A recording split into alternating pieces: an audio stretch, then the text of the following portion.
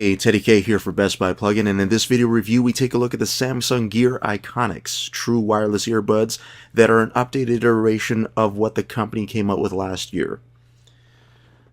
The biggest thing that Samsung has changed with this year's Gear IconX is the battery life.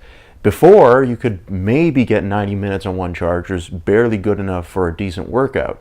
But now they've tripled that amount, even more than tripled it, depending on how you play the content that you're listening to. So that in itself makes a big difference in what you can expect from these, but there is a trade-off. What you lose is the heart rate monitor. The previous one had one, these ones don't. And the result is that you won't get the same kind of accuracy when it comes to some of the metrics, when it comes to measuring what, activity and things like that. But, well, that's kind of how it goes. I mean, if you want something that sounds decent, and really, as far as sound goes, I don't know that there's a major difference between the two. These sound more or less the same. The fit is really comfortable. They won't fall out. So I think some of those basics are still there, and they work really well. But as far as an activity tracker goes, you're better off just using an app or using a fitness band or a smartwatch or something like that to track those. The primary thing that you're getting out of these is no wires. And in cutting out the wires, some of the controls are built in here, right? So if I double tap, I can skip a track or I can answer a call. If I swipe this way or that way, I can control volume.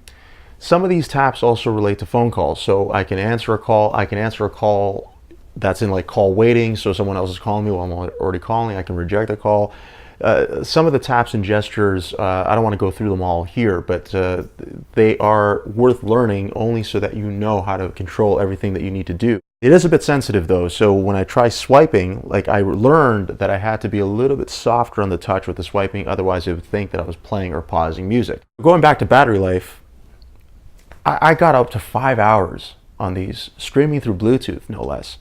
Which is amazing, right? I mean, that's compared to what 90 minutes before to 5 hours is a really, really big difference. You can actually get even more if you play music that's stored on these. There's actually, well, technically, they say 4, but it's actually 3.4 gigabytes of actual space that you can load up music files on here.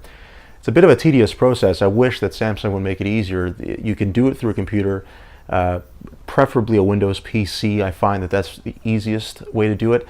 And as far as what kind of phone user you are, primarily this is made, I think, for Samsung Galaxy phone users as opposed to iPhone users, or just iPhone users, because you can use them as regular Bluetooth headphones or earbuds with an iPhone, but you lose some of the other functionality, and frankly, there are just other options that you can go for if you're an iPhone user. If you're just another Android user, I actually tested these with the Pixel 2 XL. I didn't test them.